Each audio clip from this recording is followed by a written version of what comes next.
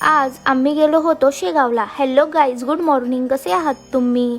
सकाळी सकाळी आम्ही निघालो शेगावला जाण्यासाठी।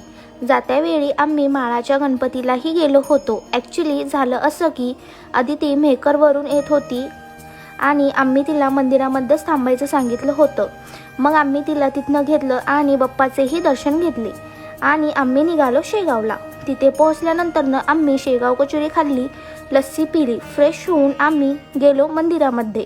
मी आजपर्यंत पाहिलेल्या संस्थानापैकी शेगाव हे जास्तच चांगलं मॅनेजमेंट असलेलं संस्थान आहे। मग आम्ही दर्शन घेतले। तुम्ही जर शेगावला गेले असाल तर तुम्हाला माहितीच असेल, मंदिराच्या आतमध्ये फोटोज व व्हिडिओ अलाउड नाही आहे, त्यामुळे मी तुम्हाला महाराजांचे दर्शन नाही करू शकले।